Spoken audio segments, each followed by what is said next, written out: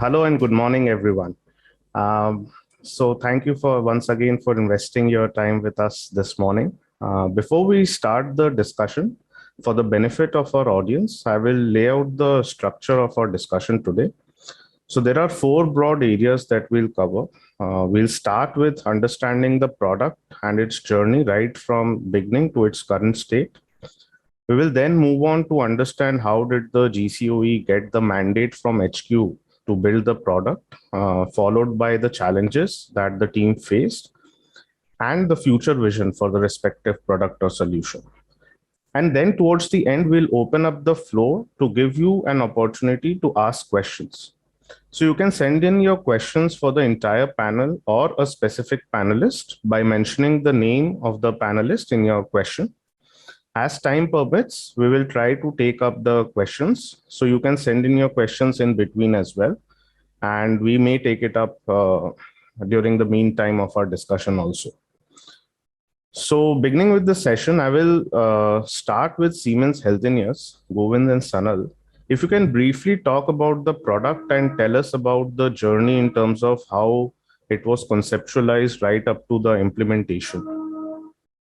Yeah, thanks, Abhishek. COSFIT is a multidisciplinary surgery systems, which is used in an OT environment. Now, this is a product where we conceptualized, designed, developed, and manufactured in India for the Indian market as well as for the global market. We had all our engineers working on this product right from day one, so that we understand and give the results or the address the pain points of the customers. What we did was, first and foremost thing is, we aligned the team to the whole purpose of the organization or the vision of the organization. We answered the question why is this product needed, what purpose it serves, or what purpose it is intended to fulfill in the market. So this was the first thing, so that the whole team was aligned with the organizational vision. And then we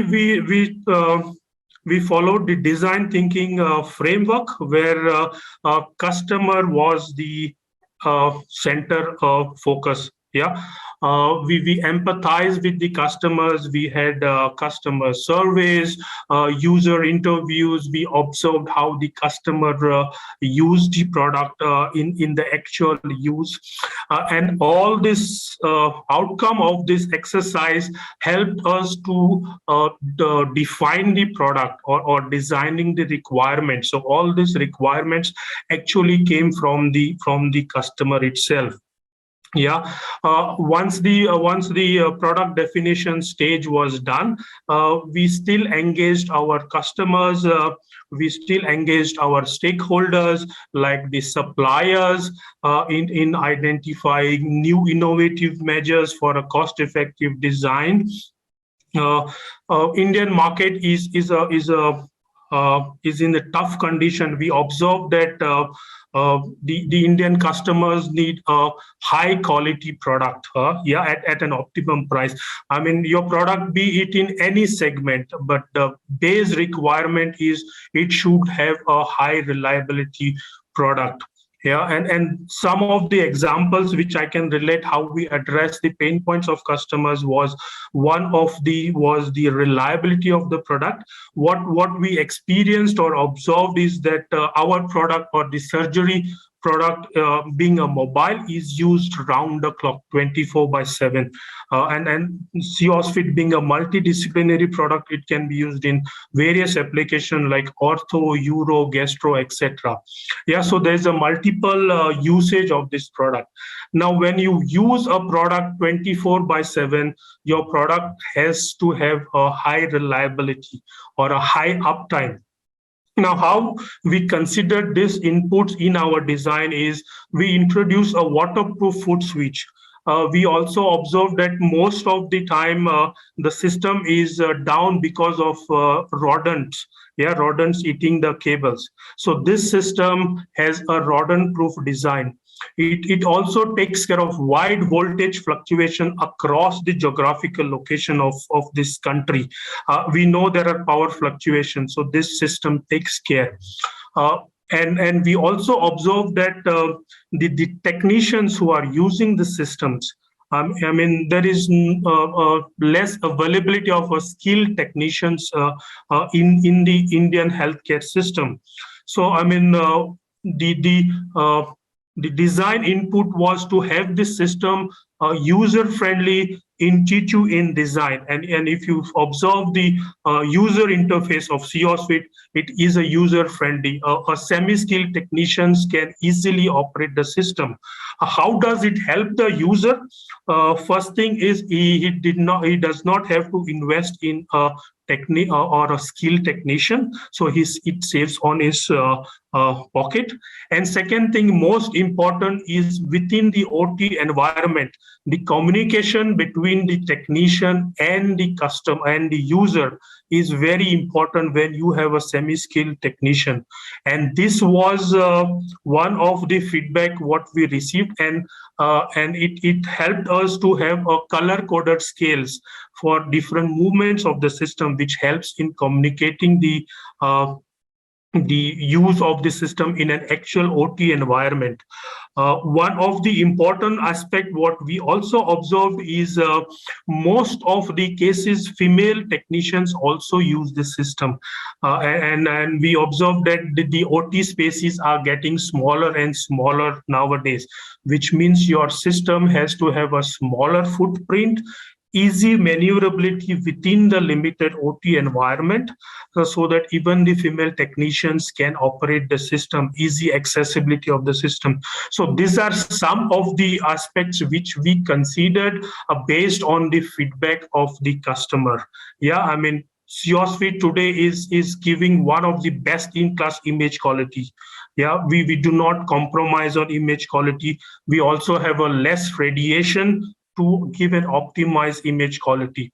So overall, we had the customer focus in mind right throughout the product development journey. We involved our vendors, we collaborated with our vendors to also give a cost-effective design measure which is needed in the Indian environment. I mean, the expectation is to have a higher outcomes at a lower cost, and this is exactly what COSFIT has been delivering so far to the Indian customers. Thanks, Govind. Thanks for the insight how COSFIT was designed keeping the end consumer in mind, and how the design, right from design to building the product, how end customer was kept in focus. Thanks for that insight. Jaydev, I will move on to you if you can speak about the journey of your product. Sure, Abhishek, and good morning to all of you. And thanks for the opportunity. So let me run you the journey of our products. But before that, as I was introduced, I'm the R&D head for autonomous mobility, and I come from the automotive space. Yeah, and I represent Continental here, which is a major tier one in the automotive space, into all electrical technologies and services for sustained and connected mobility, and dealing with all the major OEMs. Yeah, so from the automotive space, yeah, which is very much something that you can always look and feel how it is transforming even on the roads. How we as a team started servicing our Indian market and becoming and moving towards this journey of Aatmanirbhar. So this is a journey I would like to speak about and probably introduce and show you a product, yeah, and so that you can understand what is the scope that we are talking about here. So I think you can all see a product like this. Yeah,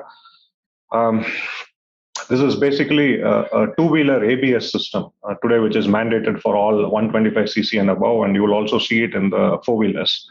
A simple ABS system. This is the product we probably have to make for India and apply in India. A product looks very simple, but you will be amazed that to assemble such a product, about 2,000, 3,000 engineers have to work. Why so?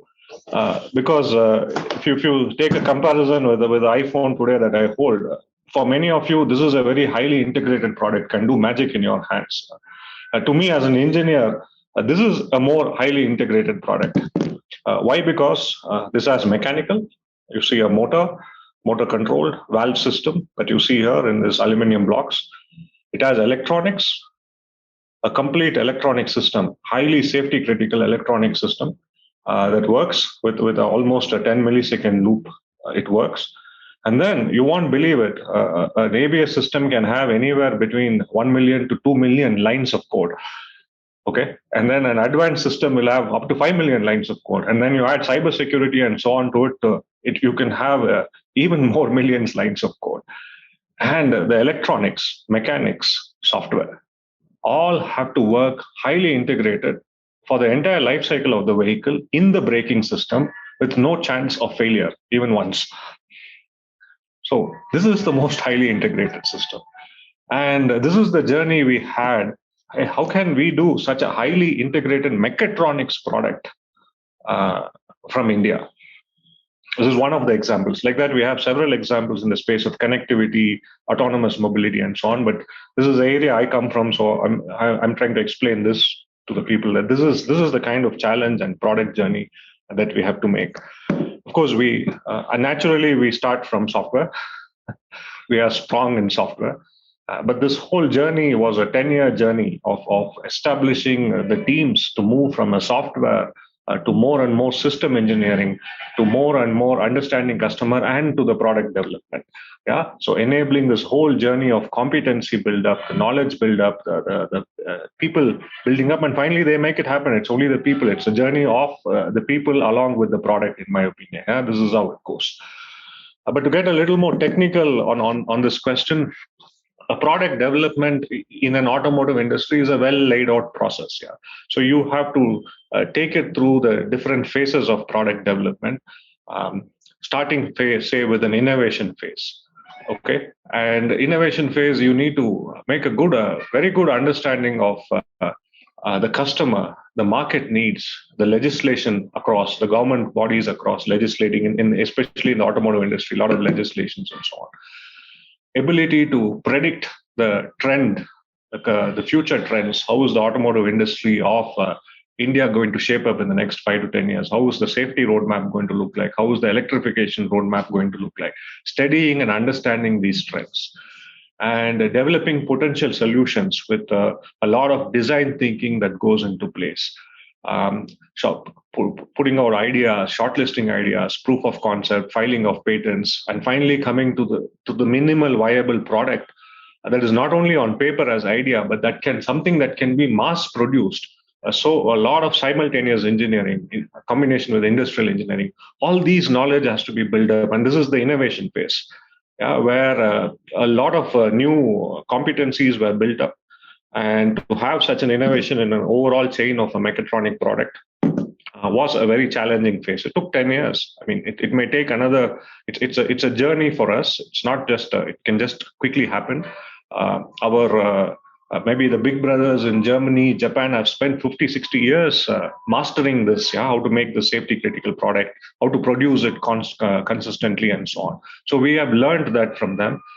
Being a German company, and we are trying to put that into India. And then this innovation phase was the critical phase to get it right. We are still in the journey, I wouldn't say. We just cracked at a few products to get ourselves completely independent. But this phase was very strong. Yeah? And this was a very critical phase to get these ideas. And we are very good in providing ideas on paper, but how to convert that into real shop floor products that can be mass produced and series produced. So that phase was critical, take it to that. And the next phase is to develop a real product or base develop, what we call as base development, with or without the customer, that we are developing a product. So here, typical challenges like a prototype designing, producing something for a series design, and making sure that we are designing for series production. So all this and making a base product comes into picture. Yeah. And developing a product as a platform that can be used, a very solid platform that can be used for different customers, different automobiles. All these are the challenges in the base development. And next, once you do the base development of a product, then you're marrying this with the customer.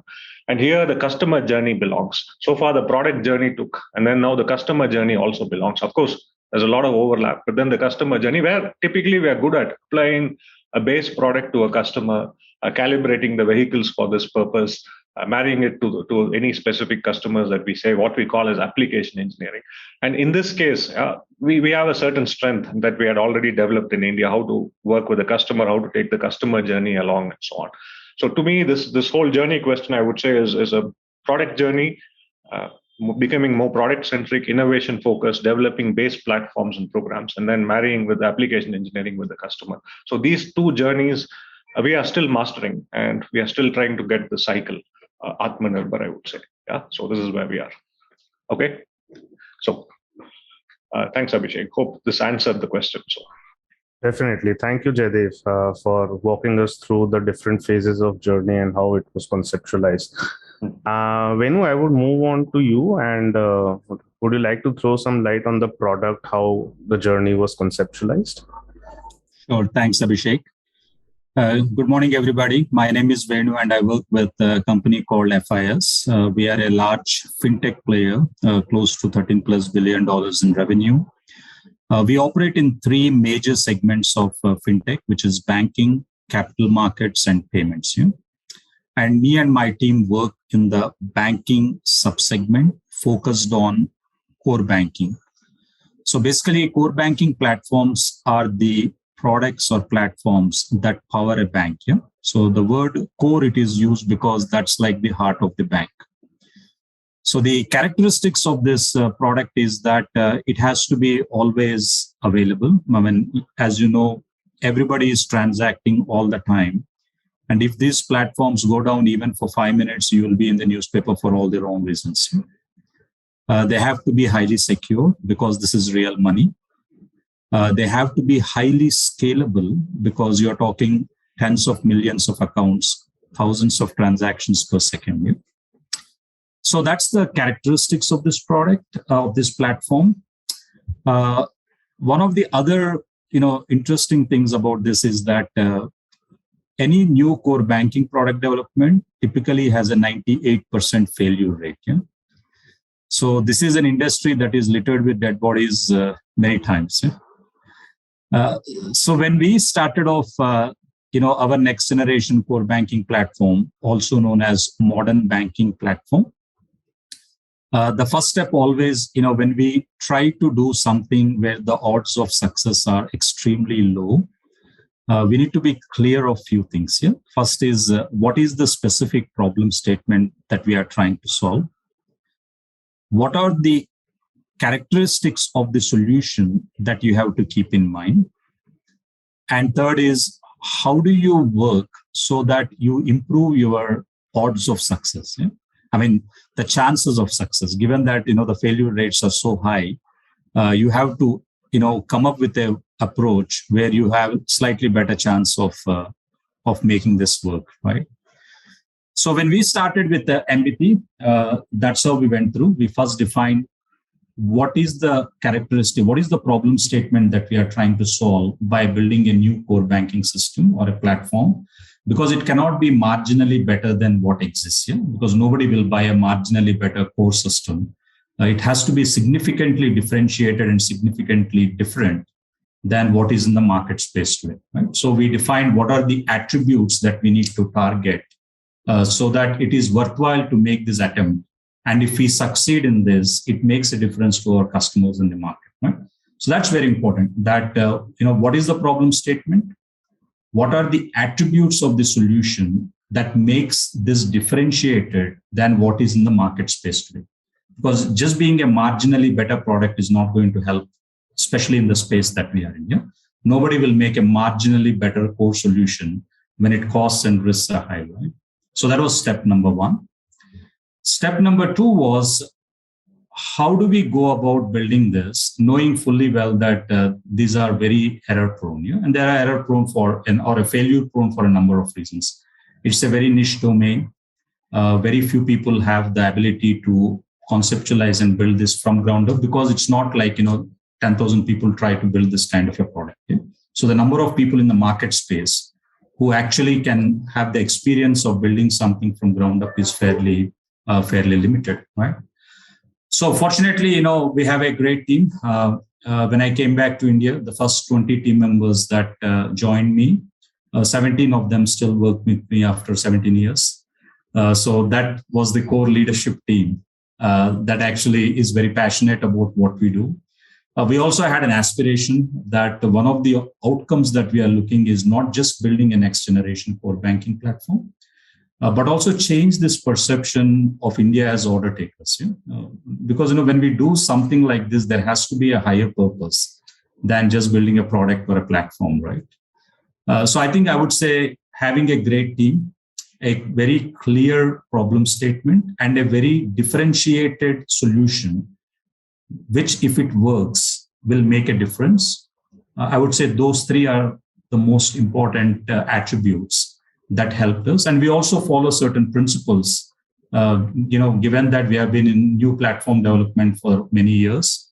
We have evolved certain principles. A lot of it comes from the interest that I have in homeopathy and yoga, where we follow certain principles from there that seems to give us a better chance of success in these things. So those were the ones, that was the journey, problem statement definition, differentiated attributes, having a core passionate team, and using certain principles that are derived from yoga and homeopathy, I would say, has given us a better chance of success. And today we have launched this platform in the US, and we have about 11 implementations underway with 7 clients in production. So that's a quick overview of our platform, Abhishek. Thank you, Venu, for sharing the attributes as well as the values that you derive from yoga and homeopathy. Very interesting. I will move on to our next topic, and I'm sure our audience has a particular interest in this question. On a softer aspect, and Jaidev, I'll start with you this time. So what really went behind in getting the mandate from HQ to build your particular product from India? Also in terms of budget allocation, building the product right up from India. Understood.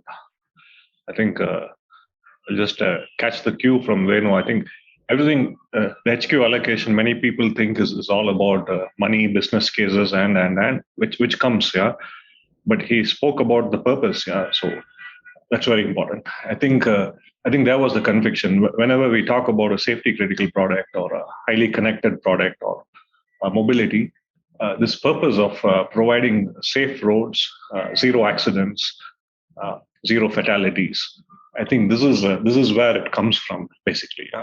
And we had a dubious distinction of having the highest accidents all over the world, and we created this purpose clearly that the emerging markets and emerging safety technologies must be coming out of India. And this purpose was followed up with a lot of passionate leaders and technologists who were showing that we could achieve this. So I would say that was the major core around which it was built. And of course, the other things helped that starting as a captive center, you started very good in terms of software.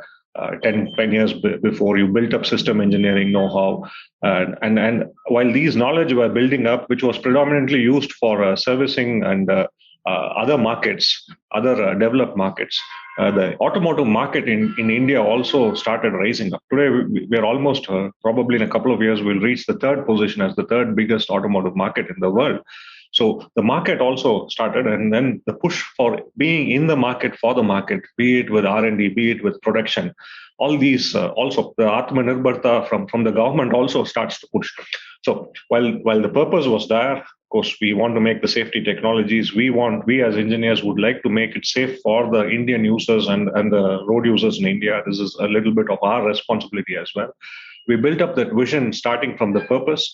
And then the business needs, the business requirements of our market developing a strong vision from the government as well to have very safer cars and vehicles, and also have the latest technologies on par with any other countries or nations. So all these also together built this, and we strongly had this in the market for the market. And once all these things came together, the headquarters was convinced that, hey, yes, there is a competence available, engineers available to develop the product. They can run it through everything. An ecosystem in India that is available with with ideation to an ecosystem to produce that is available. The market in India is also equally supporting. We being the highest in number of two-wheelers and slowly catching up as the third biggest. So all these things come together, and was pretty much people were convinced that this could happen. So I would say this is where we were. And the more other thing important is, as vehicles are getting more and more not defined anymore by the hardware, vehicles are now getting defined by the software. The software is abstracting the hardware. And people have understood that, hey, tomorrow's is going to be the knowledge of the software that is going to define the vehicle. And that was also calling for investment into us, like India, which is very good in software and moving forward. So all these elements here and there played the role. And with a strong vision and purpose, we were able to make this happen. Thanks, Jay. That's very important, that how internal as well as external factors kind of help in getting the mandate along with a strong vision and purpose. Thanks for that. Venu, we have a quick question from the audience, and then probably you can touch upon the question of getting the mandate from HQ. The question is that how is the core platform from FIS different from other core banking platform providers? Right. Thanks. Let me take the panel, the question first. Sure.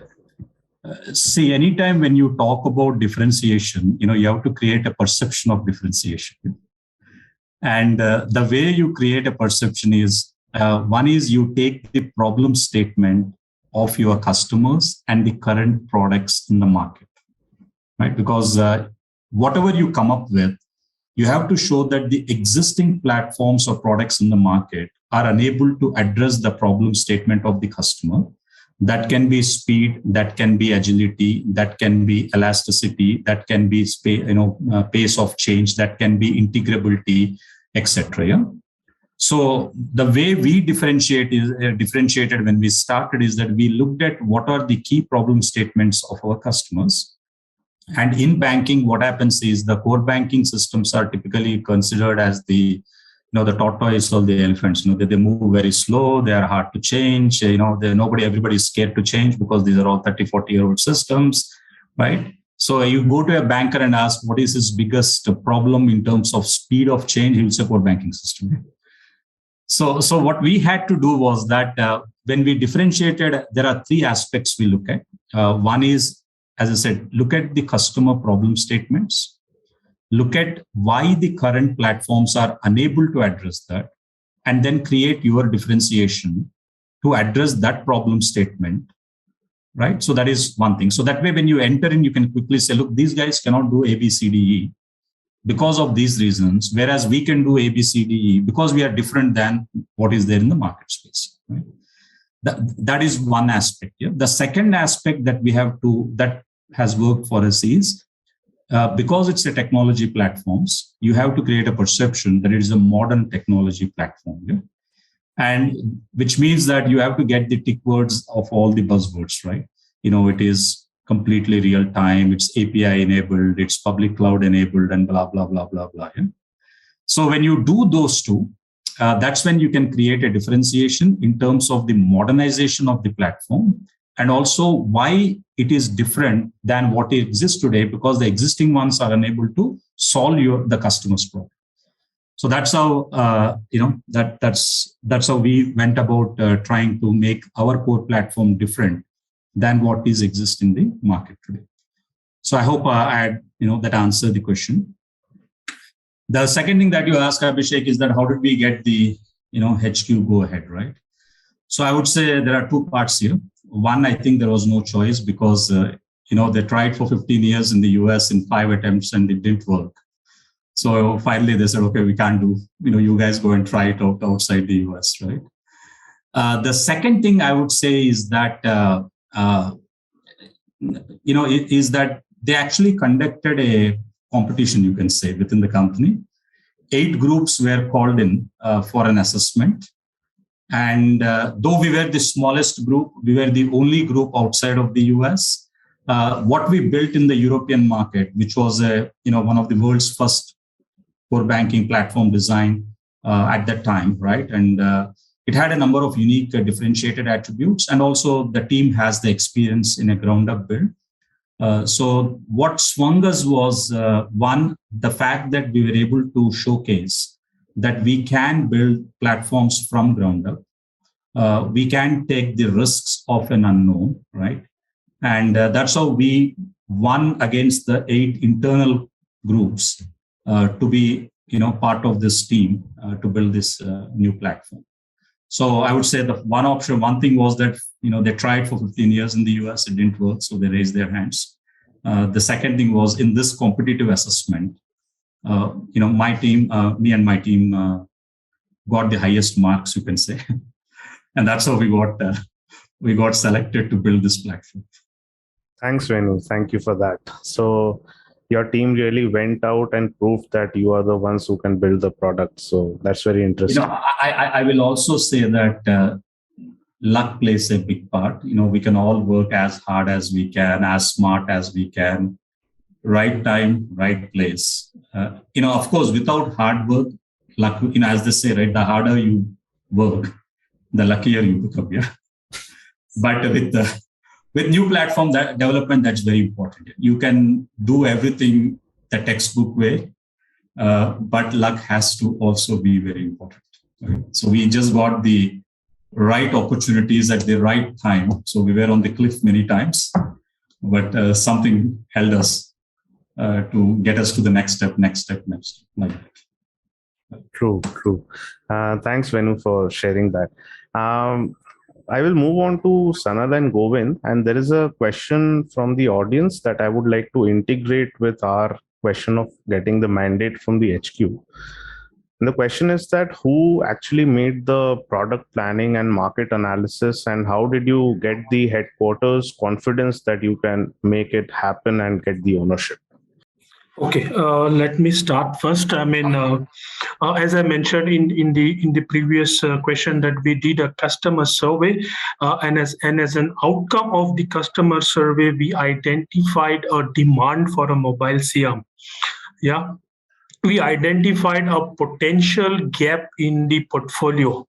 What I mean by a potential gap is there is no existing of the product unserved market where there is an opportunity in that particular market segment where we can tap on that opportunity and capitalize on that gap in the market and by being a first entrant. So this was one of the aspect where the market was there. We only needed a product to fulfill that market. Second thing is, as we all know, that the Indian market in healthcare is a growing market. Yeah. So one thing is there is a potential in the market, and on the second side there is a growth. We envisaged a growth in that particular segment. So this is on the market story. On the deliverables, if you see, India is a growing or a fast developing ecosystem. Be in terms of supplier base, we have high quality supplier base getting developed here in India, or be it the logistics channels, yeah, and the availability of the talent pool, competencies, resources needed for that particular project.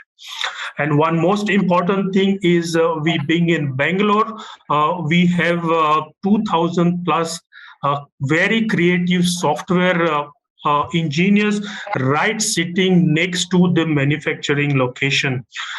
These guys are doing crazy work. They are designing software for all the Siemens Healthiness products worldwide. And why can't we leverage this technical expertise which is right available next to our doorstep? Yeah.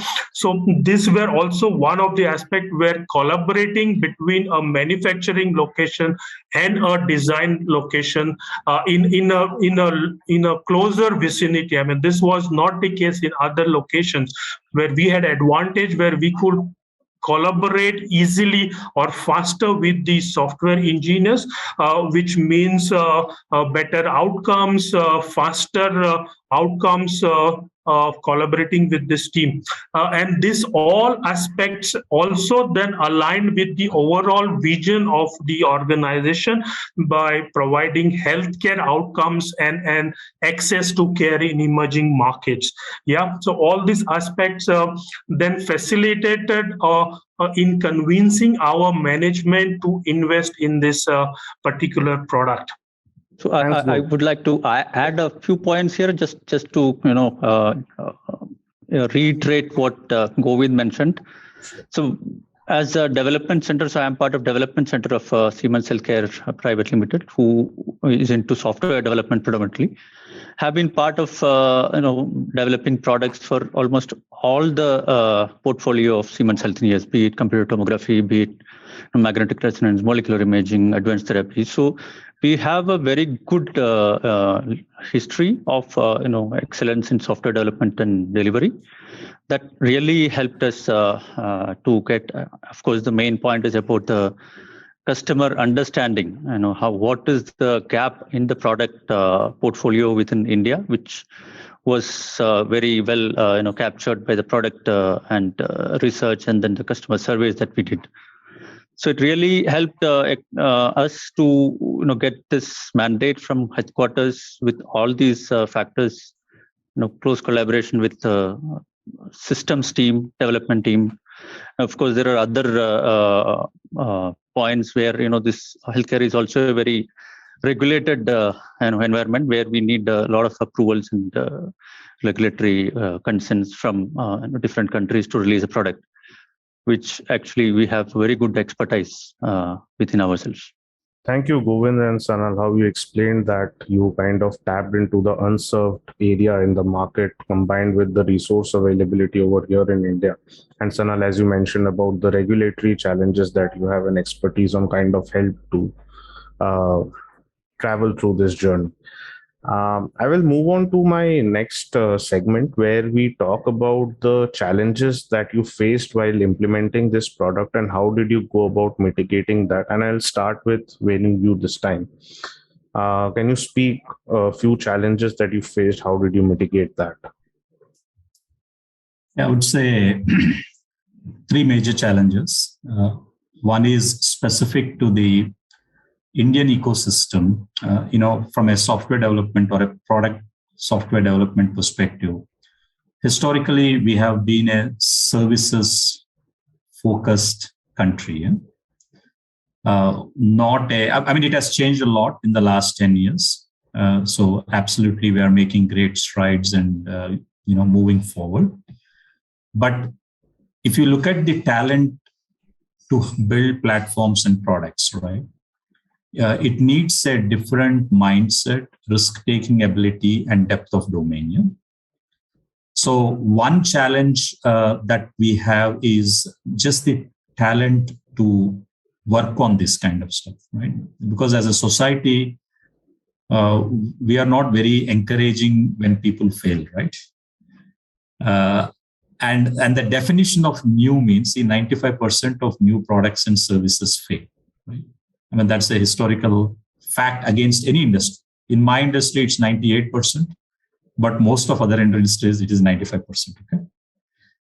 Okay. So if the definition of new means that 95% of the time you're going to fail, then as a society, we have to encourage and celebrate failures also, right? Because you learn something from them. Right? So one aspect is the talent aspect. How do you get talent which is not afraid to try new things, which is not afraid? I always tell my team, there are no failures. Yeah? You win sometimes, you learn sometimes, right? But there's nothing called as a failure, right? The second aspect in talent is the depth of domain. See, to build a product or a platform, you need to have the depth of domain.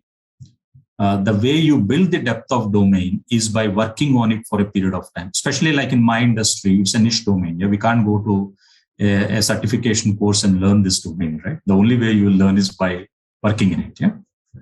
Which means that we need to have talent that spends, it takes 10 years to learn this domain, which means you need to have people who are willing to spend 10 years of their life on doing the work, right? But in the IT industry, this 3-year itch is there, right? Just like how we have the 7-year itch in life, personal life, we have this 3-year itch. People seem to jump every 3 years to a different company, and then you will never learn anything, correct? So that is one aspect from a talent perspective, right? Getting the talent is difficult. I was just very fortunate, as I said, when I came back to India, my first 17 of them are still there. They love this field. We somehow hung together and we made it happen, right? So talent is one challenge. The second challenge is, anything new, as I said, right? You will not know whether it will work or not. Because if you know if it will work, then it is not new to me, right? So it is important that we have continuous adaptation. See, when we do a concept is a concept. Yeah? Everything works in PowerPoint, right? Because we start with a concept, right? So this iterative learning and iterative adaptation is very important, right? And that has to be baked into your process.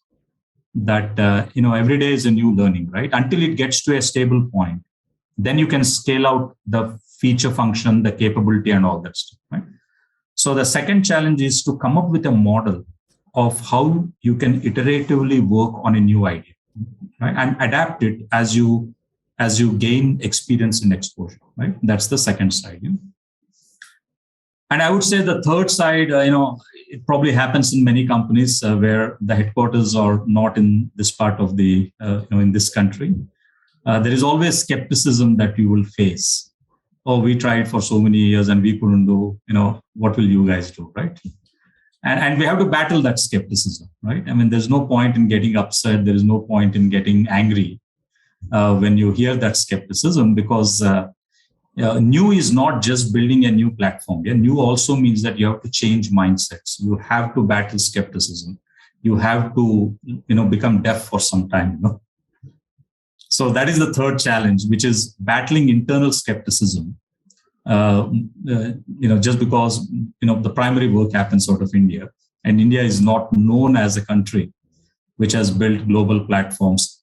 As I said, it's changed a lot, but we are still not where. If we are 1/6 of humanity, then we should be building 1/6 of everything new, even if just to be on an average with the world, right? And we are nowhere 1/6, right? We are probably 1/300th or something like that. Yeah. So I would say that is the third challenge, that you have to battle the skepticism. You have to battle the negativeness that comes up when somebody thinks something big is being attempted to be done out of India. So those are the three things: talent, the process to continuously adapt, because there is no formula or a book for this. Yeah? Everybody has to figure that, if you just go by this management principles, right, I will guarantee you will fail. Yeah, I always tell, why do 95% of products and services fail? When all these guys go to the MBA school and try to learn the principles and they fail 95%. I always said, would you go to a school where 95% of the kids fail? No, right? Would you go take an airline where 95% of the time it will not land on time? No, right? Would you go to a doctor where 95% of his surgeries fail? No, right? Somehow managers think they have this birthright that they can fail 95% of the time, right? By following the same principles that are taught in the business schools. And then you again go back to the business school to learn something new. And then you again fail 95% of the time. No? So each group has to learn what works in that context and not just go by the standard fads of management principles, I would say. So those are the three things is what I would say. Okay. Thanks, Venu. I think you raised a very important point, that a shift in mindset wherein you celebrate failure and you ask the team to take that risk, that is very important. And I think you also touched upon a point, and we have an audience member who has a question that, do you think that 17 years or 10 years is a long time to build such innovative products? And do you think I would guarantee you, if it takes 17 years, don't even start it, because nobody is going to fund you for 17 years, at least in my space. Okay. Same thing for 10 years also, right? In my space, see, the way it works is that a concept and an idea and a prototype typically takes a year. Okay? Building a team of a certain scale and size will take at least another year. And then you probably get 2 years to get into production. Right. So if it takes more than 4 years or 5 years, in my space at least, then the executive, by the time 2 CEOs would have changed and 5 presidents would have changed, and the product will get killed. So anything that takes more than a year of prototype, and anything that takes, after that 3 to 4 years to go live, I don't believe you will have a chance to survive. Especially in the age and world we are in, greater than 5 years, at least I'm not aware of anybody where you will continuously get funding. The exceptions being, if you're doing quantum computing or the pure research kind of a stuff, which takes 10 years, 20 years to do, that is an exception. But if you're looking at commercial applications, products, right, more than 5 years, I don't believe you'll have much of a chance. True. And we have an insight from our audience member who says that it is very important that a vertical slice of the product is delivered in few years. And that should be a part of the solution problem statement, right? Absolutely. When we did ours, we took one product type. It's core banking is many product types. But you have to get one thing done, go into production, because no matter how much you test, no matter how much you think when it goes into production, you will learn a lot. Yeah. True.